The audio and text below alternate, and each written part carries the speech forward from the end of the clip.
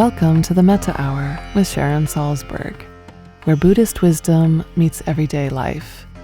This podcast is brought to you by the Be Here Now Network and features interviews with the top leaders, teachers, and thinkers of the mindfulness movement and beyond.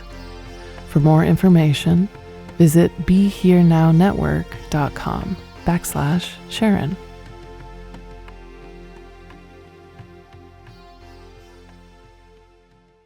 Hello. Hey there. I thought we could start with just a couple of minutes of meditation to more fully arrive and gather our energy. And I'll guide you through it. If you could just sit comfortably. You can close your eyes or not, however you feel most at ease. You can start by listening to sound. See if you can have the sounds just wash through you. Of course, we like certain sounds and we don't like others. But you don't have to chase after them to hold on or push away. Just let them come, let them go. And bring your attention to the feeling of your body sitting, whatever sensations you discover. And then to your breath. See what place you feel the breath most distinctly. This is just the normal, natural breath. Maybe it's the nostrils or the chest or the abdomen. You can find that place. Bring your attention there and just rest. See if you can feel one breath. And when you find your attention has wandered, you've gone to the past, to the future, judgment, speculation, whatever it is, we use that moment as a kind of training in letting go gracefully without judgment. See if you can practice letting go and simply returning your attention to the feeling of the breath. We let go and we start over. This is why we sometimes call meditation a kind of resilience training. It doesn't matter how long you've been gone. It doesn't matter where you went. Nothing's ruined. Nothing's lost. We let go. We begin again.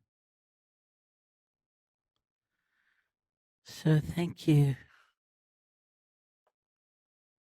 The topic is raising resilient children and creating thriving families, learning from science and wisdom traditions. I was trying to look something up about tonight earlier, and there were a couple of things with sort of similar titles, and I thought, this must be it. I'm just going to read the bios of these two men, and we'll begin. Dr. Chris Willard is a psychologist and educational consultant who's been practicing meditation for 20 years. He currently serves on the board of directors at the Institute for Meditation and Psychotherapy and is the president of the Mindfulness and Education Network. Dr. Willard teaches at Harvard Medical School, and he's the author of several books, including his most recent, Raising Resilience, released in 2017. Dr. Mark Bertin is a board-certified developmental behavioral pediatrician. He is an assistant professor of pediatrics at New York Medical College and a frequent lecturer on topics related to child development, including autistic spectrum disorders, ADHD, parenting, and mindfulness. Dr. Bertin incorporates mindfulness into his work, having trained the John Kabat-Zinn Center for Mindfulness in Medicine, and is the author of two books, The Family ADHD Solution and Mindful Parenting for ADHD. Okay. I don't have a doctorate. I left college to go to India. So one thing that I'm very curious about right away is the degree to which you've been able to integrate the practice of mindfulness, each of you, into your work. I began meditation practice in 1971, and I came back to America from India in 1974. And in those days, if you were at Harvard and you were meditating, you didn't usually mention you were a meditator anywhere. And that really it was quite quite apart from people's professional efforts and their kind of presentation into the world. So maybe each of you could talk about your own journey with mindfulness. Sure, I can start. So my interest in mindfulness got started. I was in college about 20 years ago, taking some time off. And as a nice suburban kid, we call that finding yourself, or other people call that getting your shit together. And my parents basically dragged me on a retreat with Thich Nhat Hanh. And it was completely transformative for me. And I felt calmer and more creative, and suddenly felt like things started to make sense. And from there, I finished my undergrad degree and kind of did a few different things for a few years, was a special ed teacher for a while, was an artist assistant and doing all kinds of things, but still had an interest in meditation and mindfulness, going on retreats whenever I could, and went to graduate school for psychology. And from there, was really interested in figuring out how can I start sharing this with younger people. If only I'd had this when I was a little bit younger. And so that's really what got me started. And now it feels like, it's almost like if you go to graduate school or even in education, you don't know about mindfulness, that's something to keep a big secret. So it's been an incredible change just in the last 30, 40 years. Yeah. Well, I did my medical training in the Bay Area. So while I was in medical training, somebody introduced me to meditation practice, one of the physicians actually. And so at that point, I got kind of interested in it for myself. And actually, I was working near Spirit Rock. So I saw a couple of talks by Sylvia Boorstein.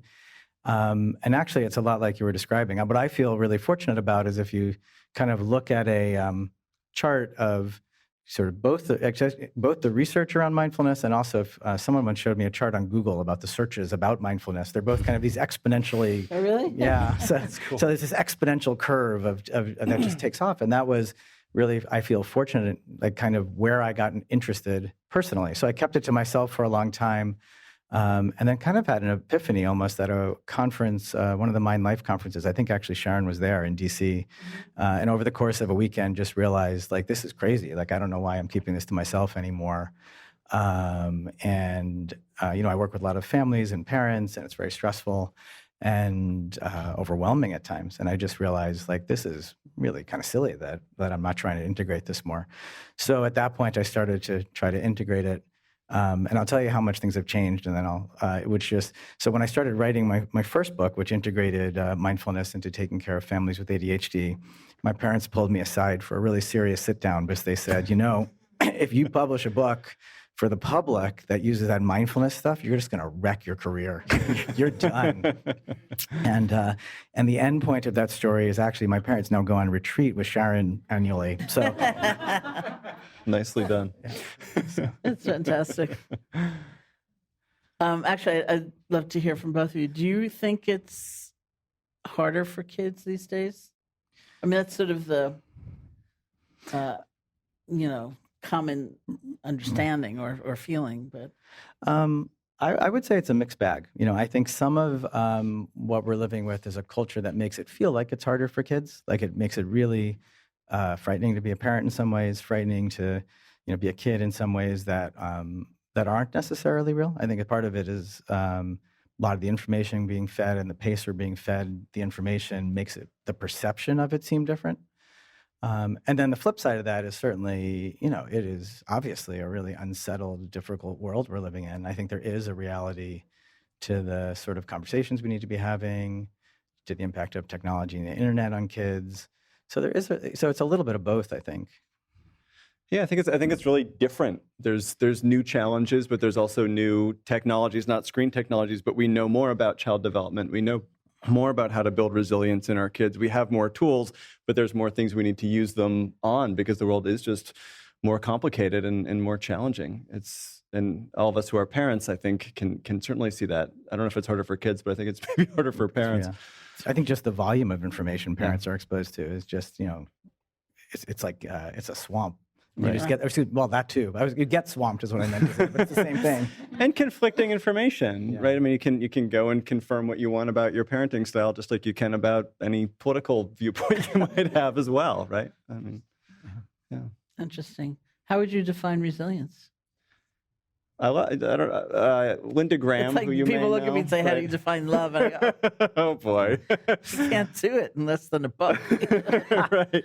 I'll steal Linda Graham's definition. Linda Graham says it's your ability to bounce back, Yeah. right, from life's difficulties. Life, the Buddha said life is suffering. We might say life is stressful. How well do we manage those stresses? How well do we encourage our kids to manage those, which is different than how well do we manage our kids' stresses, right? How much do we give them the skills to deal with life stresses, which are inevitable? Well, I was just going to say, and I think when it comes to family, that's like, I've always felt like if the basic teaching of a lot of this is that life can be pretty uncertain and challenging, and, some of how we feel and live day to day comes from how do we manage that situation. Parenting is like the crux of it. It's a situation where we are invested more than anything else in the world, and yet there is constant uncertainty and change. And we can't control and fix everything. So, so resilience is both for parents and kids, as Right. Chris defined it. And in the midst of that, how do you bounce back when things don't go like they should? You feel they should. I've heard sometimes kind of the stress response defined as the stressful situation meeting the amount of resource we have within to devote to it. Mm-hmm. So what helps create that sense of resource for a child? For kids, do you want to go? Sure. I mean, to me, this is where mindfulness can fit in, but I think this is bigger than just mindfulness. But it's about being able to face that stress, right? The stress response is fight or flee, or freeze and forget it, or kids will have a different F word that they put in there, right? But that basically, like, can we also face that, right? I mean, people are interested now not just in the fight or flight response, but in the attend and befriend response, which I kind of think of as mindfulness and compassion. Can I show up mindfully to what this stress is, and can I maybe start to learn how to befriend that, have some compassion toward the situation or toward myself through it? Yeah. And tend to befriend, doesn't it also have to do with a sense of connection with others? Like you're not Right. facing whatever you're facing in isolation, but some sense of community. There's when you look at a huge topic like resilience, obviously all of us up here are interested in talking about mindfulness, but it's not only about, this particular practice alone. So Robert Brooks, who's just a brilliant researcher, and actually I think he's more of a lecturer about resilience, talks about just the concept of having, for kids, what he calls a charismatic adult in your life. Like just one really strong, deep relationship goes a long way to building resilience. And that, I think the same thing goes for adults. So when I look at resilience, I think that's always foundational to it, is those relationship, in addition to everything else we can talk about, tonight, more specific to, various topics. And a benevolent adult, I also think of the notion of the benefactor in someone's life, right? And in practice, potentially. And I was giving a talk, I was on a panel, I wasn't giving a talk in Berkeley, and somebody stood up and said to me, "Who loved you? Like when you were young?" And I thought, oh, that's an interesting question, Like, Yeah. Mm-hmm. And speaking of the parents or adults resource, I sometimes teach with Mark Epstein, who's a psychiatrist here in town, who's also written books on like Buddhism and psychotherapy. And one of his idols is D.W. Winnicott, who was a psychoanalyst in the 50s. And Mark always quotes Winnicott as saying, just be a good enough mother. Just be a good enough mother. And he responds to the gender issue by saying, well, it was the 50s. The people who were bringing the kids to see Dr. Winnicott were the mothers. So let's say be a good enough parent. Mm-hmm. So someone in the room always raises their hand and says, what's a good enough mother? And then Mark says, it's someone who can survive their child's rage. Mm. And then someone raises their hand and says, what does it mean to survive your child's rage? And then Mark says, you're neither kind of intrusive and invasive nor shunning and withdrawn. You're there with it, you're holding it, you're beholding it. And then I always say, well, that's what we call mindfulness. Mm-hmm. Right. We learn to do that for ourselves as well with the various things that come and go, emotions and thoughts and all these various states. But that's something, that kind of holding quality. Right. Absolutely. I come back to the people have probably seen this meme online that says, "Never in the history of calming down has anyone ever calmed down by being told to calm down." And I often think about that in terms of parenting and the work we do. Like what we're trying to do is create a space in which it's safe enough for our kids to be calm, but also safe enough for them to rage and still feel that connection, right? Whatever is going on for them, do they know that that love is still there, that connection is still there? Does it have to be perfect? No, but good enough, hopefully. Yeah.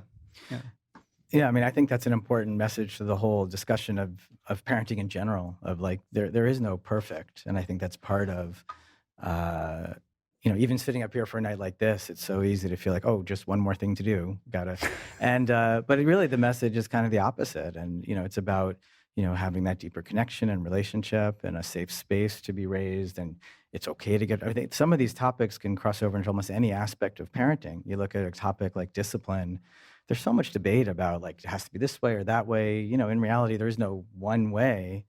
And it's just important to recognize that you need a foundation of a close relationship and depth and that resilience as a parent to, when things get challenging, to try to just be there until some path seems clear or not to add to the situation. And then the flip side is, as Chris was saying, part of like adversity from a child's point of view is you might get in trouble once in a while. And, that's part of mindfulness and that's part of raising resilient children too. Like within a safe environment, that's just part of your experience, and that's all just part of family. I've often said that for a while, my favorite definition of mindfulness is, a type or several types of meditation practice that are based on becoming more and more aware of your experience in a way that's not judging, in the sense of you're not rejecting and you're also not buying into it right away. So you have some space to sort of be with it in a different way. So I often quote this kid who was an article in the New York Times about way back when mindfulness in the classroom was much more unusual. It was one of the first pilot programs of bringing the tools of mindfulness into the classroom. And I was a fourth grade classroom in Oakland, so they asked this kid, so I figure he's in fourth grade, he's like 9 or 10 years old, likely. They said to him, "What is mindfulness?" And he responded by saying, "Mindfulness means not hitting someone in the mouth. That's what mindfulness means." And I thought that is a great definition of mindfulness, because what does it imply? It implies knowing you're feeling angry when you're starting to feel angry, not after you've exploded, not after you've sent the email, not after you've hit someone in the mouth. But it also implies a certain relationship to that anger. It's like if you are so ashamed and you're so upset and you're so frightened by what you're feeling, you just try to, stamp it out. You get tighter and tighter and tighter till you explode. But at the same time, if you lose all centeredness and you get consumed with the feeling and defined by it and overwhelmed by it, you probably hit a lot of people in the mouth, because life is very frustrating. And I just thought, what a great definition, to see the anger quickly, to see it in a more balanced way, that holding environment. And that gives us some space. And maybe in that space, we consider, hit someone in the mouth last week. Didn't work out that well. Let me try this, something like that, And so it's very empowering, actually, to have that ability. Right. Yeah, I think it's one of the ways to look at it is it's awareness and also being aware of action. And so as a parent, it's not, I think there's sometimes a misperception that mindfulness practice is sort of this like becoming like this limp noodle of acceptance of everything. But as a parent, it can be that moment of, catching yourself. And then, another way of looking at awareness is seeing things with clarity, just like this is the situation right now. In the last 72 times we had a problem with homework, we shouted over it. And look, maybe today I'm going to catch myself and try a different path a little bit. Because the last 72 times weren't so effective. Do you have a definition of ADHD?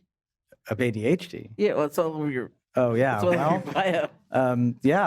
I guess that's yes, I do. You specialize in it. I do specialize in it, and I hope I can figure it out. But it's yes, a little bit of a left turn. But so ADHD is, and it does relate to this topic very directly. So ADHD is a developmental condition.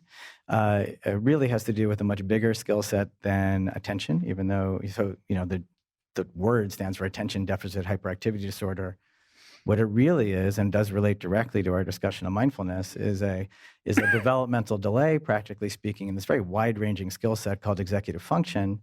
And executive function is basically, our cognitive life management skills. So the way I describe executive function to parents is, if you can put the word management to it, it probably relates to executive function. So we have to manage our attention and manage our emotions and manage projects and manage time. So the short answer is ADHD is practically a developmental delay in executive function.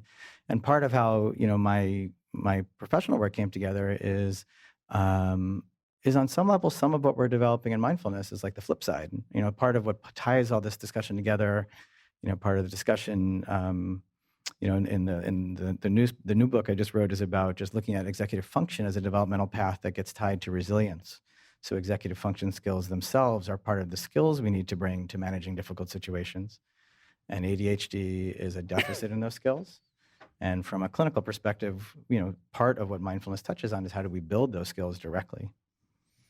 And I think, I'm not a scientist at all, but my bare acquaintance with some of the contemporary research in mindfulness shows pretty strong effects in executive function. Yes, exactly. So when it comes to like living with ADHD, I mean, on the one hand, one of the first questions people often ask is, can you train attention, which is part of executive function? And the answer is yes. I mean, it seems like the research is heavily pointing that way. But I would say the flip side of it is that really the connection between mindfulness and ADHD is much bigger, because just like mindfulness is in part living with stress and uncertainty, when you or your child has a deficit in life management skills, that creates a ton of stress and uncertainty. And if the reason I think mindfulness is so foundational, or can be, for families living with ADHD, is the situation itself is very, it's tense and difficult, and the answers aren't clear. And if you don't find some, you can't find it consistently, but if you can find more often some solid ground to stand on, that space for yourself as a parent, it makes everything else you have to do with ADHD that much, more manageable, because the situation itself is challenging. And, and it can be really a metaphor for almost anything parents are dealing with. It doesn't have to be specifically ADHD. I have a quote from you, Chris, Dr. Chris.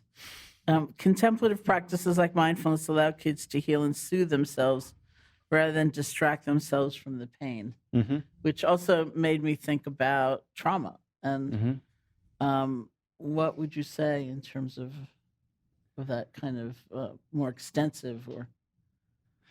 Yeah, I mean, so many kids that I work with are struggling with trauma, which is also a form of dysregulation, or an inability to manage, a lot of what's going on.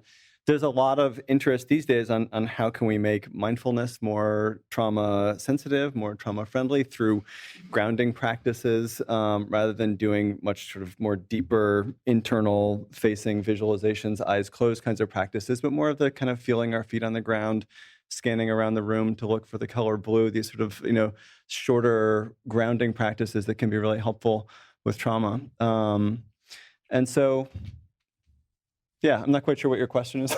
Well, I mean, in terms of first starting with being helped to look at the pain, to tolerate the pain. And then that made me think of what about extreme pain? Right. And it creates, again, it creates an internal space, I think, in all of us, to an internal holding environment, right? So my job as a therapist is to create a space in which kids or adults or whoever can be vulnerable enough to open up and look at their pain and then close that up again. Ultimately, my job, and ultimately any parent's job, is also to help a kid create that space inside, to look at their own pain, to give some spaciousness around it. Because living with trauma is incredibly claustrophobic. It's just always there. It's always this thing that's with you all the time. So the more spaciousness we can help people create around that, ourselves, our kids, our families, right, the more opportunity there is for healing that, working through that. And mindfulness can be a really powerful powerful part of that, as well as re-regulating the brain and quieting down the amygdala, which is where our fear response happens, and a lot of trauma gets kind of processed through there. So it just quiets the whole nervous system down. And what about the role of self-compassion in that way? Like, Yeah. I guess both for the parent and the child. Right. I mean, I think self-compassion is, I think, so important to be teaching our kids, to be practicing ourselves as parents, right? Again, back to that good enough parent, right? We all, I mean, who here feels like a good enough parent? Nobody, right?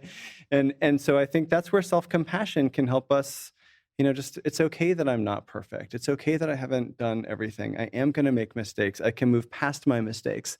And then I can also model mistakes for my kids, and that's going to be important for them in terms of their resilience and their learning.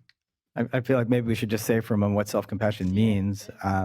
So there's a growing discussion, both in the world of mindfulness practice, but also psychology, about this idea of self-compassion. I think the easiest way to imagine it is just recognizing that there's a certain perspective we would take towards a close friend going through a challenging situation, or who makes a mistake, or is having a hard time with their kid. And we can just sort of, you can even do it now and just imagine, so your best friend comes to you and, just had this terrible fight with their teenager, and, and just think, like, what would you say? What perspective would you take? What sort of words of reassurance would you use? But that, really for most of us, our natural inner voice in exactly the same situation is much more harsh and abusive and down on ourselves. And, and the first thing that happens when you realize that you had that same homework discussion on the 73rd time, even though you promised you weren't going to go over 60, but now we're doing, and you just have this voice that just says, oh my God, you're so bad at this. You're such an, idiot. You really, and, it's nothing we would ever do to anybody else. So the concept of self-compassion is that we can actively work on changing that inner voice to being self-compassion. Can sound a little fuzzy, but it's really not. It just means that we can work towards giving ourselves the same benefit of the doubt that we would anybody else. And there's many aspects of practice that build on it.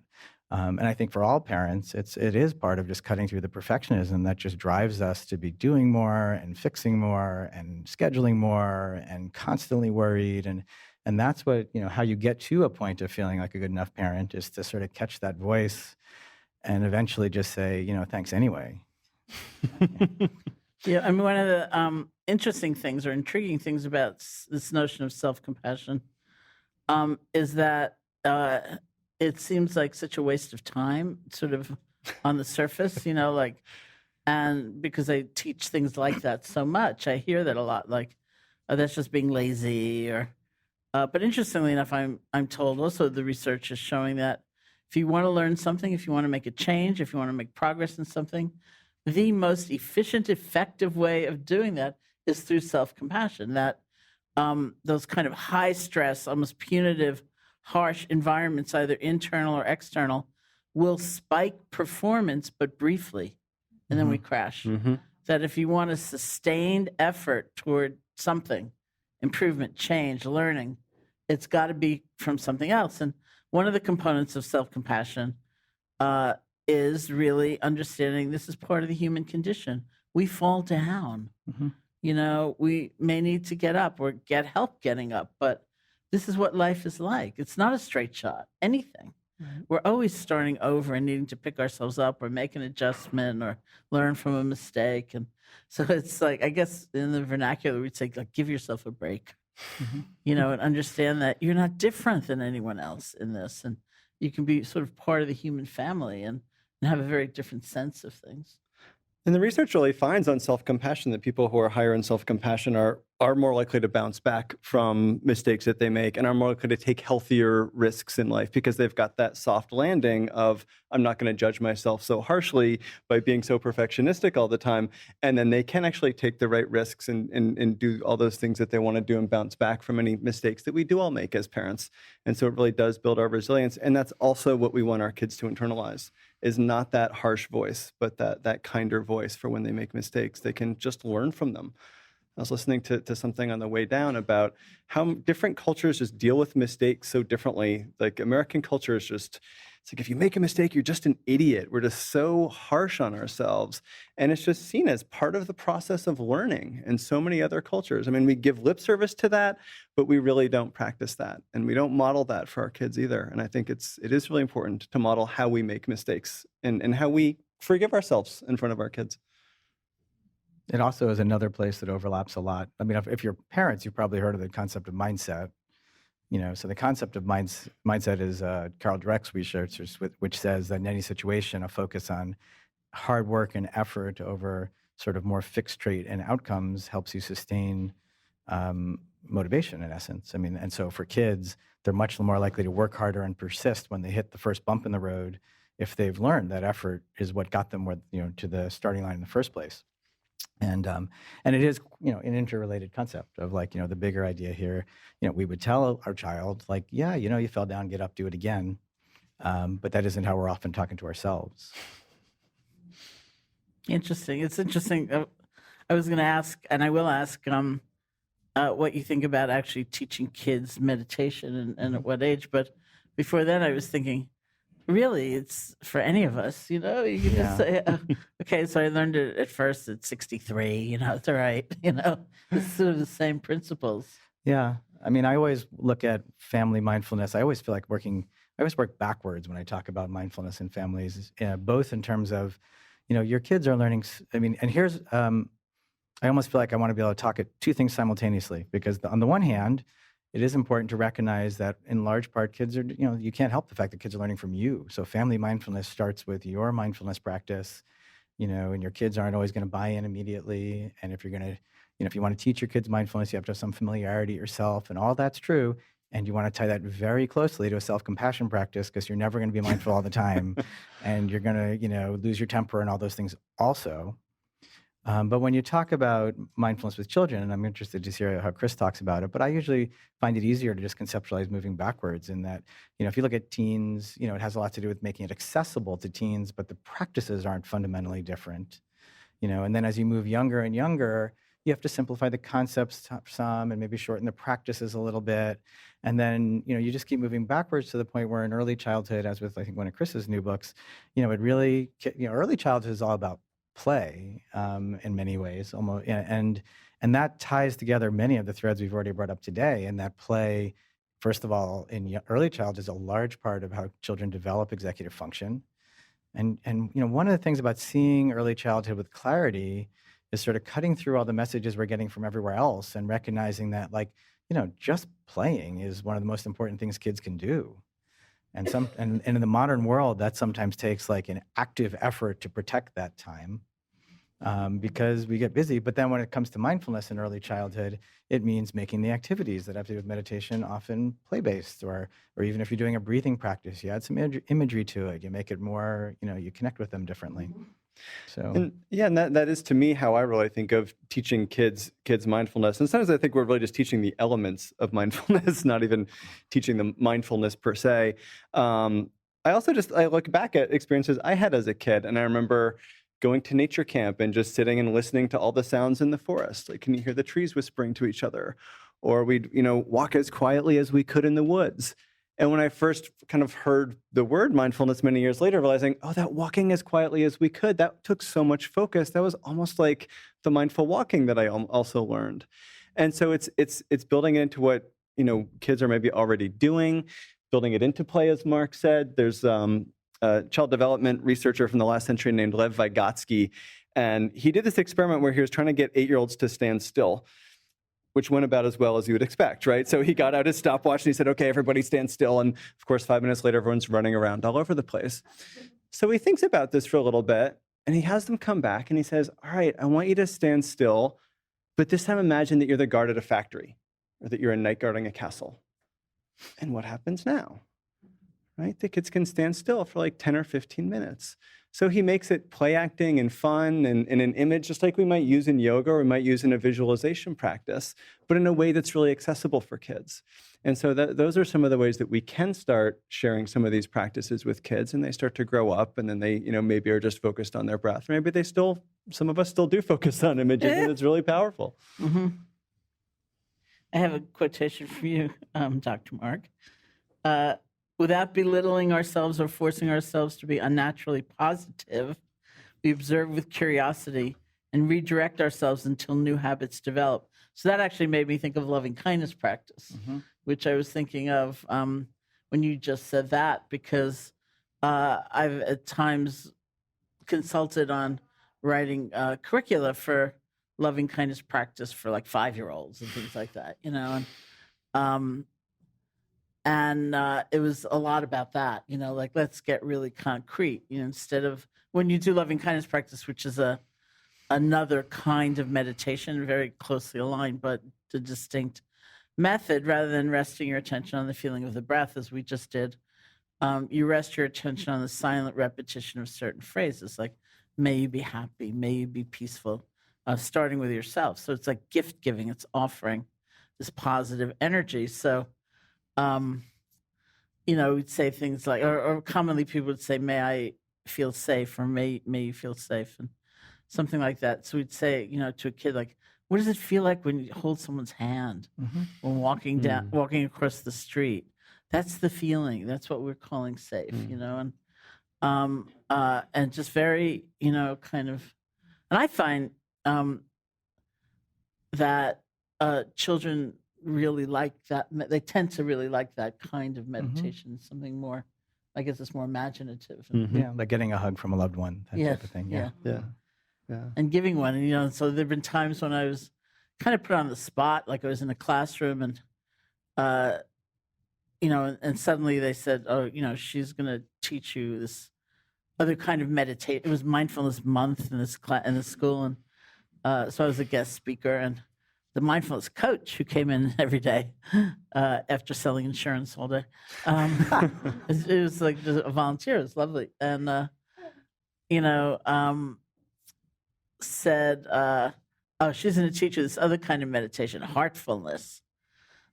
So I was really on the spot. So I thought, okay, what do I do? So I said, okay, somebody you really like, somebody who's really been good to you. And then, I went through these different categories, and I got to, how about a kid that you usually like, but you're really mad at right now?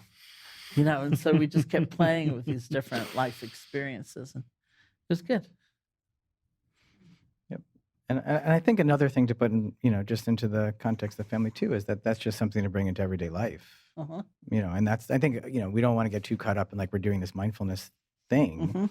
It's all about how we're going to live. It's not about the practice. So another way to bring those sorts of activities into everyday life is just, it's just the way you're interacting with the world, talking about things. So, so there's more to it than, it is that practice. And then there's also just like bringing that out into everything we're doing. So would you encourage parents to help their kids practice generosity, for example?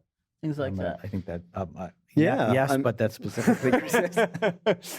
Yeah, I think also practices like generosity start to really build resilience. We know there's, again, really exciting research on what happens in our brains when we practice generosity. And there's even this very cool study where, if we do something generous, that actually is contagious and trickles down person to person to person to person, like 3 degrees of separation. So it's, we can call it a social contagion, or maybe we'd call it karma or something like that. But we also know that we're getting serotonin, which regulates our mood and anxiety, and we're getting oxytocin, which makes us feel attachment and love, and we're getting dopamine, which is a little reward booster as we do that. And so finding ways to practice generosity and to teach this to our kids, I think is so important. And every spiritual tradition knows this, and science knows this as well. But it's, I think about a tradition that I learned from an old girlfriend whose grandmother would all give the kids like $100 each holiday. And she'd say, 50 is for you, and then 50 I'll give to a charity of your choice. And it just started to teach her and her family and all those grandkids just how to be generous in this really kind of practical practice that I love and do now with my nieces and nephews and my kids. Great. So I'm a big generosity fan. Yeah. Great. So I'm just imagining this holding environment as a combination of being able to hang in there through difficult feeling without getting lost in it or consumed by it or hating it. Being able to be more spacious rather than so contracted, Mm-hmm. not feeling so alone, really feeling a sense of connection to someone Yeah. or the world around. And what else? I mean, if we're talking about, this whole umbrella of resilience, I think it has to do, there's an aspect of it that's to do very much with relationships and cultivating. One of the ways mindfulness overlaps with like traditional behavioral interventions, for example, is that most behavioral interventions, even before you get to how you're actually going to change the behavior, just start with like quality time together. And in my field of ADHD, even books working with the most difficult teens start with that, just creating that relationship. I think one thing we've sort of skirted around but haven't touched on directly is there's an aspect of all of this that has to do with, what we're all going to prioritize for our families. And resilience comes from relationships. So that might mean making sure we have time for family meals, making sure as we schedule a busy week, if we want to have time for meditation, making sure we have time for free play. So if you look at resilience, a piece of it also has to do with just the whole family lifestyle, we're creating. And I think that's a second part of it. And really, when you look at resilience as a whole, since that's sort of the theme for tonight, I always look at it, there's one aspect of it is simply that executive function is the actual concrete skill set we bring to problem solving. So we need to do things that help cultivate that, however we can, in addition to all these other things. So maybe the last thing I'll ask, unless you were about to say something, following that is about technology, including the parents' use of Right. technology. Sure. And then we'll just open it up and hear from all of you. I'm sure you have a lot you want to say, but I am extremely attached to my device. I was charging it just before, so I knew it had juice. No, I put it away. It's in your pocket now. A friend once asked me to write a column or something like that, a blog about renouncing technology or giving it up. And I said, you know that old Gandhi story? There's a story about Mahatma Gandhi where a mom brought her, I think it's like 7 or 8-year-old son to see him and said, please tell him to stop eating sweets, stop eating so much sugar. And Gandhi said, come back in 2 weeks. And they came back in 2 weeks, and Gandhi said, stop eating so much sugar. And the mom said, why did you want the 2 weeks? And he said, so I could stop also. I couldn't really just tell him, So I'm kind of like that. This is what I told, I'm not going to talk about renouncing technology. But Do you want to clearly, when you talk about relationship and spending time and, Yeah. and everyone's on their phone and it's Right. different. Do you want to go first, or you want? Sure, I can kick it off. I mean, the other thing that kind of comes up for me out of the spiritual tradition is that there's that Zen saying of your thinking mind can be your greatest servant or your most terrible master, and I think that's how I feel about my phone.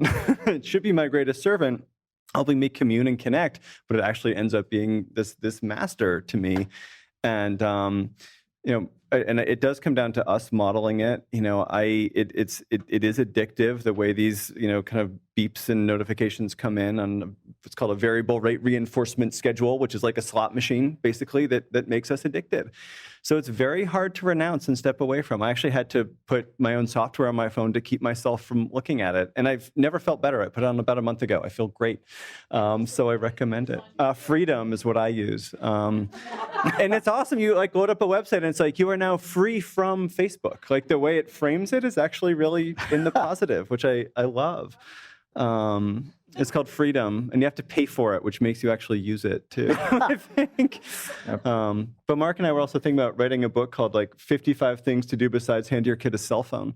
Because I think we also forget that there's other things to do, right? Like parents do that pass back, right? Or we're on our phone, but remembering to play I Spy and these other, fun games like that. Yeah. I mean, I would just say, and I can't, whenever technology is brought up, I can't help myself really, but it is just about awareness. It's not it's just a tool. It's just about whether we use it well or poorly, but it's one that has, very honed to be addictive, like Chris says, and unlike a lot of other changes culturally, really has been shown to impact relationships and child development. It isn't like rock and roll, just sort of this thing that's happening. It really can.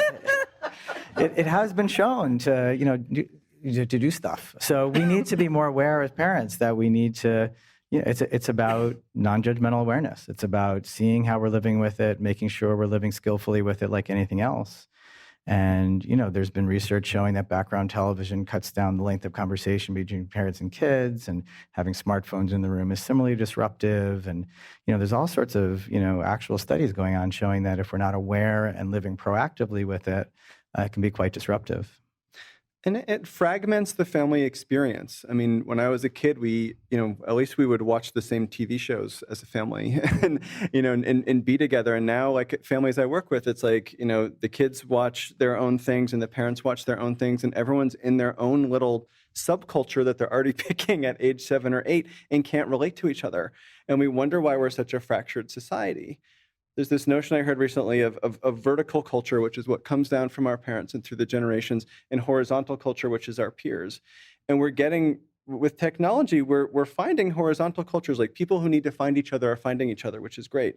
But it's also scary in terms of what that is doing to family relationships, and is also doing to our society as a whole, as it's tearing it horizontally in a lot of ways. As, I have a kid that's, like, he's online, like, finding really disturbing, like, white supremacist websites, and his family doesn't know. And how do we deal with this? They don't know where he's going and who he's hanging out with, and so it's disturbing. And just to end in one, come back to what Sharon was saying. On a cheerful note. No, I'm not in a downer too, I think. But just to come back to what Sharon was saying about relationship, it's also about teaching kids about, like social media turns out to be a myth of a connection, and you have to teach teens that, it's actually.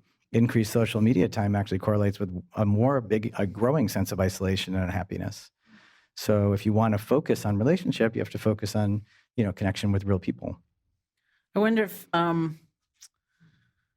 a teenager could be encouraged to use social media differently. Like a university professor, student of mine once, he raised his hand in something I was teaching, and he said, he was concerned about his students because it was such a curated life they were displaying on social media. So he put it, nobody takes a photo of their mediocre lunch. It's got to be like this gorgeous thing, And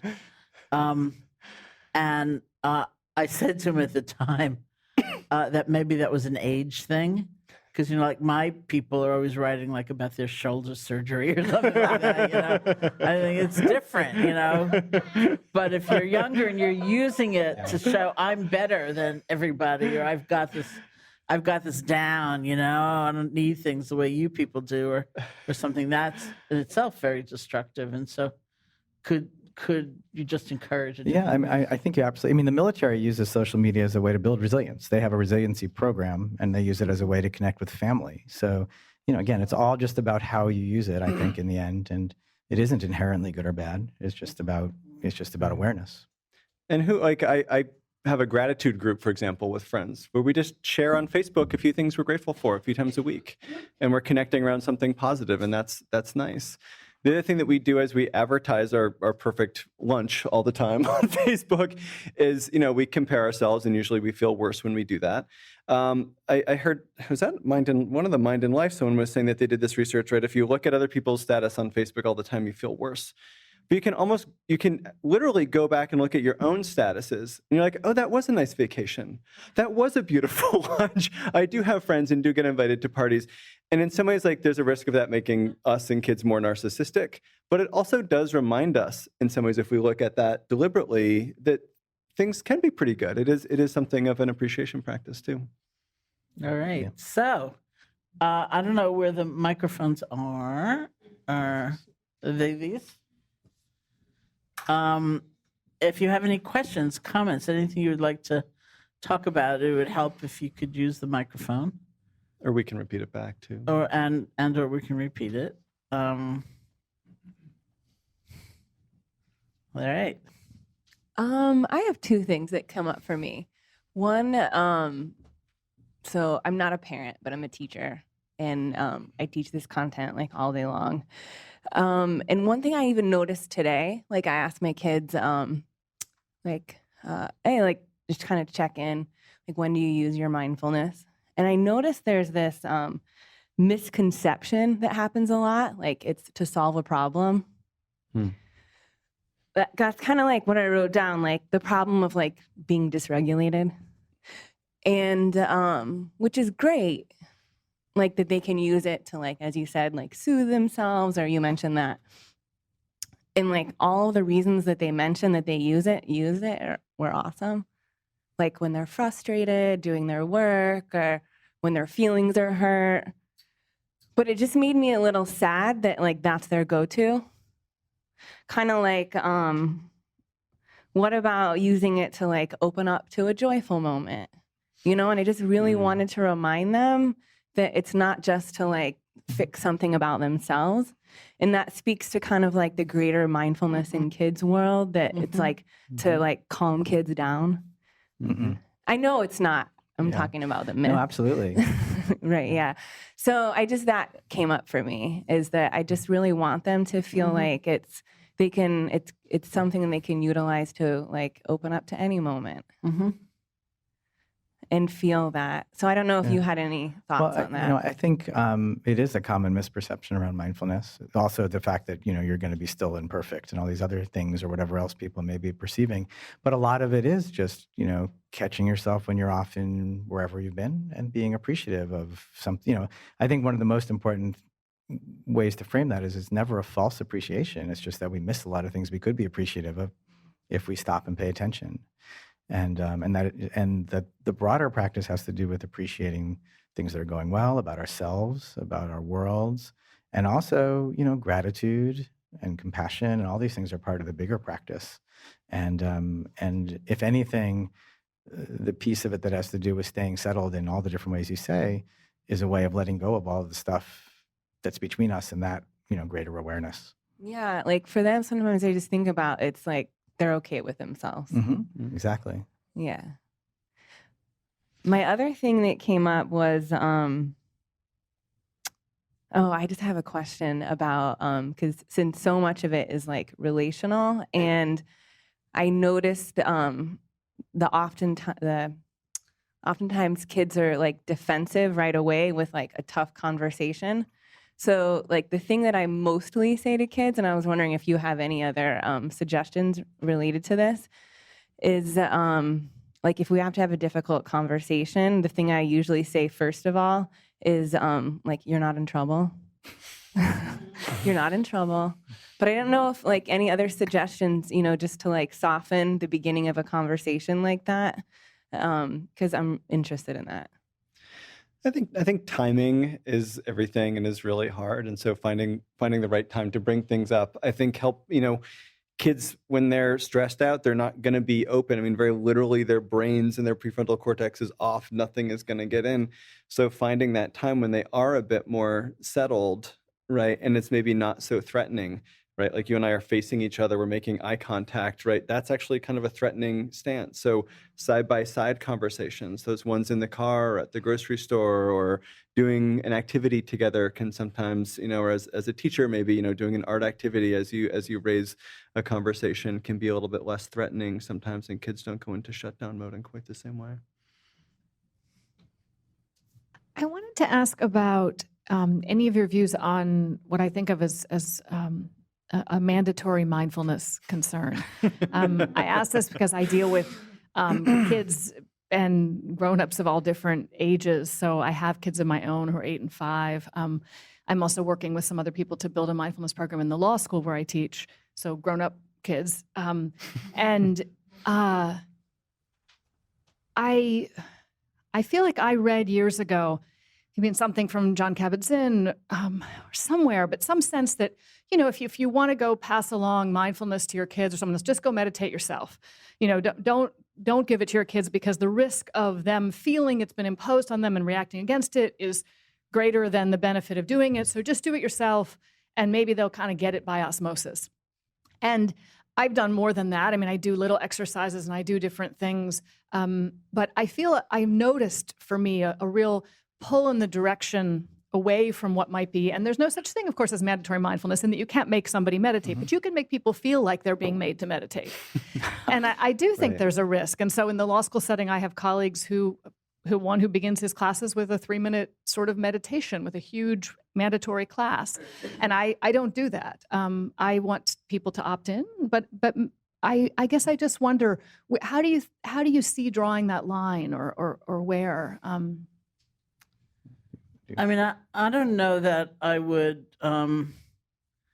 refrain from offering it, because it's just a tool. It's just a set of tools, I mean, if the class is mandatory and the person starts with 3 minutes of meditation somewhere, I think there needs to be an opt-out, not necessarily opt out of the class or get up, but you may say, these are some tools. You may find they're not really relevant to you, or they're not that interesting for you, but, they've been important for me. So I am going to offer them so that there's this exposure, there's this opportunity. Like, if it becomes sort of, you're not a good person or student or attorney until you adopt this, that's the problem. If it's just saying, hey, here, and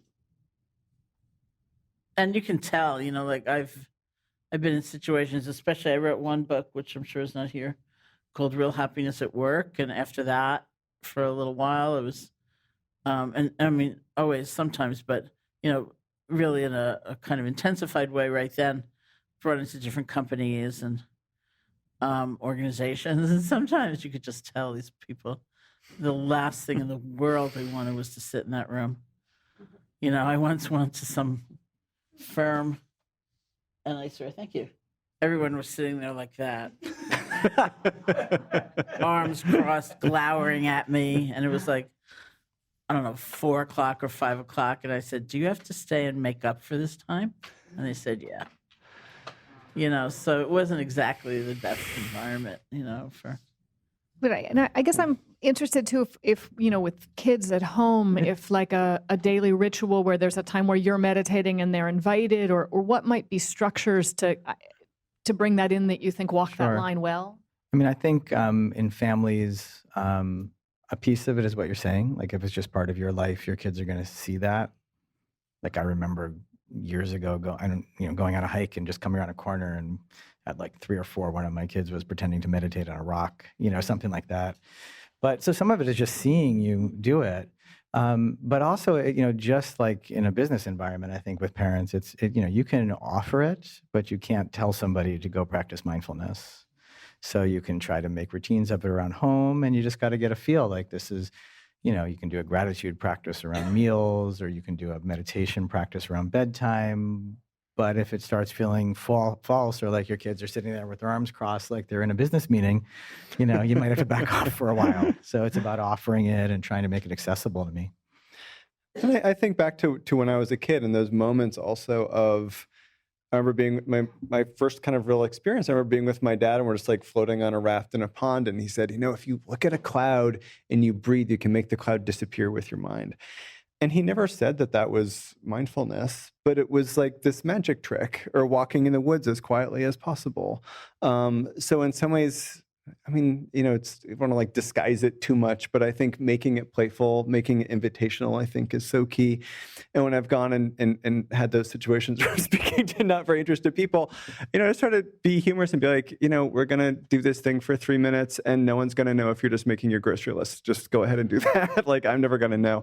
And, and that also just can kind of break the ice, and the people that want the invitation will accept it, and other people, at least, they've, pretended to laugh at my joke, and that, then they're feeling a little bit better for that next 3 minutes. But I do, with my own son, as he gets older, trying to make, some rituals around it, just a little moment of silence or two at the dinner table, or practicing gratitude, or something that's a bit more structured and active than just sitting still, which is tough for kids, right? As Vygotsky found, and any parent has found, or teacher has found. Yeah.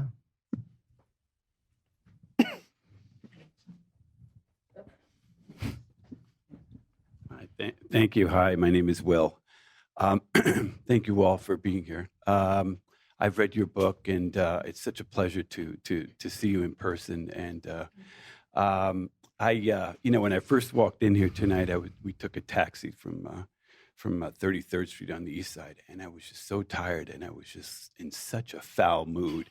And so when I walked in here, and I was like really, and I sat down, I was aware of like my body language, and and because I do a lot of work with my son, or try to do a lot of work with nonverbal communication, and of course that's like, not having, like, being completely naked. So it was just like, oh my God, they're gonna see, So I was trying to control myself, and then we went into that meditation. I just really got into the zone. From somebody who has incredibly, I've been diagnosed 3 times by different doctors with ADHD. And so I go through this whole sort of denial and acceptance, in the sense that, I think that, I don't need to take these medications. I can just go ahead and do meditation. And, recently I've been kind of going over into that area that I can maybe go into meditation without going into do meditation and not take drugs for my ADHD. I guess what I'm trying to say is that since I am kind of new-ish to meditation, and we do have a son who also has been diagnosed with ADHD and social anxiety. It's been a real challenge to get him sort of to come out of his cave. I mean, he is so private. He is like, we don't know who he is. So there's a lot of fear, I think, with regards to his parents. And I love, I'm a literal person, so I love the images. I love specific examples that you all gave, and on how to reach in there with children in meditation. But if you can give me any insight on how to sort of, reach in there and engage with him. He's going to graduate high school on the 20th of June, and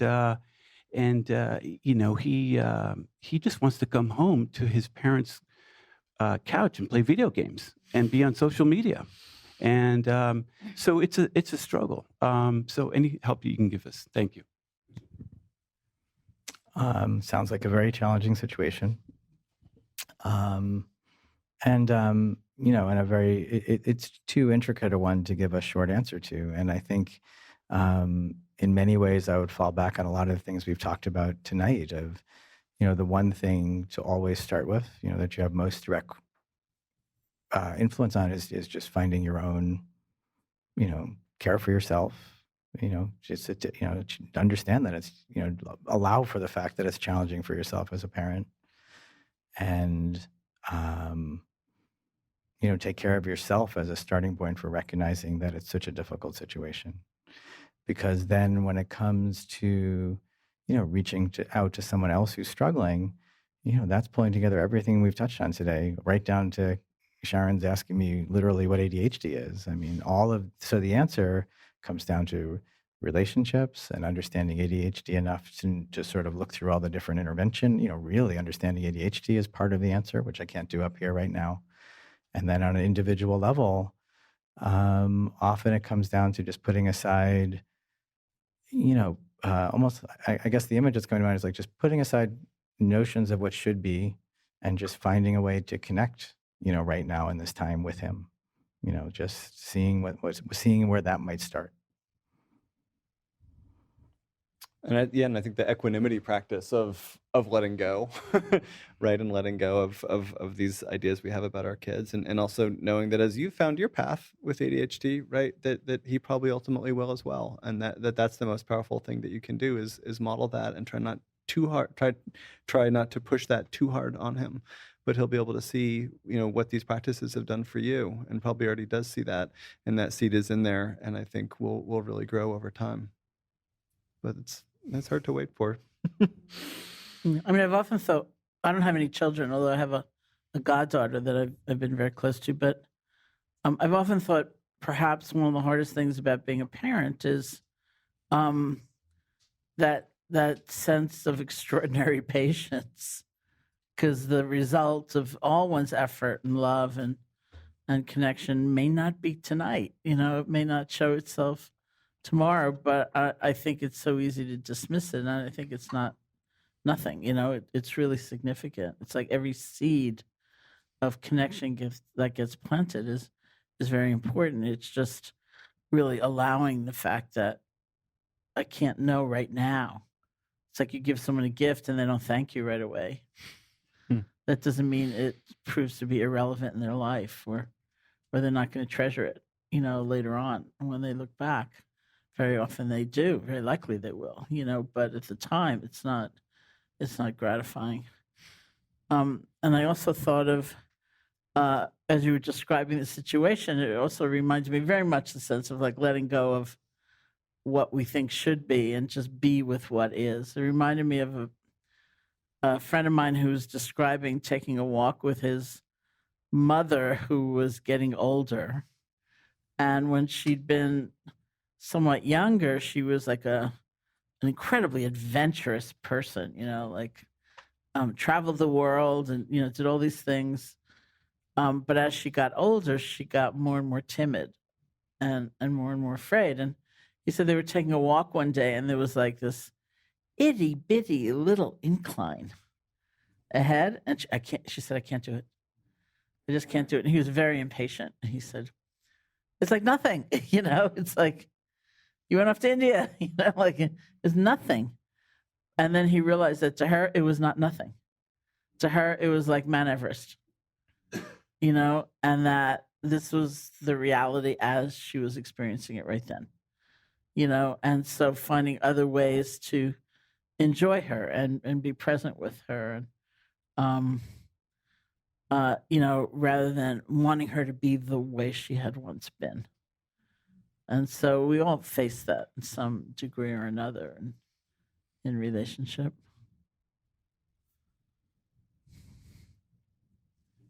Yeah.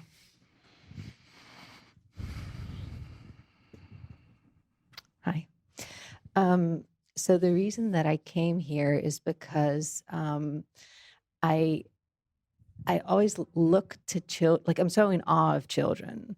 I mean, it was interesting to me when you brought up, teaching children mindfulness and in terms of executive function and all that, because to me that never lived in the realm of mindfulness so much as just raising them. But I looked at children and I think, wow, they're so mindful, in so many ways. Like they have such an amazing ability to live in the moment and to surrender and to enjoy and to notice things that are in their world, and I don't really have a question, but I just wanted to bring it up as sort of the part of children that's often not talked about when we think about bringing mindfulness to children, is the fact that they're already so incredibly mindful. Right. They should bring it to us. Yeah, exactly. I look at them and I try to get to be inspired, really. Yeah, I think it's really about maintaining mindfulness in kids, because I think what we do is we acculturate it out of them. Oh, don't look at that. That's not interesting. Oh, this food is good. That one's bad, right? Don't, let me tell you how to have your experience and give you a story about your experience, not letting you have it in the immediacy of the moment with your five senses and your faculties. And so I do think it's I do this work of, talking about teaching kids mindfulness, but it's also like tragic that we're thinking about doing that at the same time. I really think it kind of is, because it should be their natural state. Yeah. I don't really need the mic. You want me to use the mic? Okay. Thanks. Who right now is doing research on self-compassion? Who to read? Any resources that you could recommend? Kristen Neff and Chris Germer. Neff and Germer. And also if you're working with kids, Karen, so Kristen Neff, Chris Germer, and then if you're interested in working with kids, Karen Bluth has a new book out on self-compassion for teens. Those are three that I'm aware of. Yep. And yeah. I was just going to say, feel free to email us too if you want more resources or anything like that. Yeah. So I wanted to get back to the technology issue that we were discussing earlier. I have two boys, one 10, one 7, and the 10-year-old who's in 4th grade. I feel myself that I'm fairly good at trying to moderate the use of technology, balance their activities with reading, or we have family board games we play and stuff like that. But the 10-year-old is in a class with some kids who already have cell phones. And it's not because the mother works.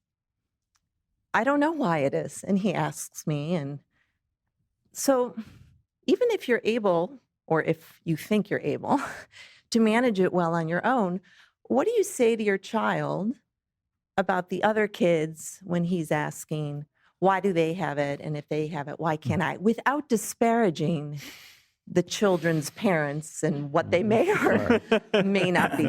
That's an important thinking. Mindfulness moment for me at home quite often is, describing without sort of I wasn't going to disparage other parents. I thought you were going to say something different, which is explaining to my children why there's boundaries around technology without disparaging technology too much, because I'm on my phone all the time too. I think, first of all, I think there's an inherent, centuries-old parenting lesson that's really important to come back to periodically, which is life's not fair. And because sometimes you just have to say, like, these are the sorts of things that we believe in our house, and that's okay. And there are parents starting to push back some. Like, I know there's a national movement, I think it's something like Wait Till 8, which is about, trying to get everybody to agree to, wait on smartphones until later. So I think there is just the reality of sometimes it is important as parents to say, like, because that's what we think best. And then I think there also, I would add a little tiny piece, which is that sometimes there are also ways to use technology to manage technology. And if you're, like we introduced smartphones a little earlier than I might have otherwise because of that social piece, but we just shut down everything except texting.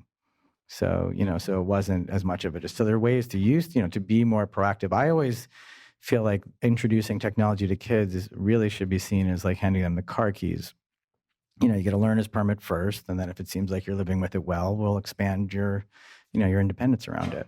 So for 10 is very young. I wouldn't advocate for a phone in particular, but if the point that it seems necessary seems, earlier than you might otherwise want, one of the answers sometimes is to find a way to compromise a little bit. We're just this is how you're gonna get it. And if it goes well, we'll start, expanding it that way. I think we have come to the end of our time. No, that's it. I would say I'll just add a tiny bit about parenting to that. I mean, that's any of these talks like this can just make you feel so put on the spot as a parent. But really it's about just finding what you think is best. So thank you all for being here. Great. Thank you. Thank you. Thank you. For coming. Hey folks, thanks for listening. To learn more about Sharon and her ongoing teaching schedule, as well as online courses and a free guided meditation, check out her website at SharonSalzberg.com.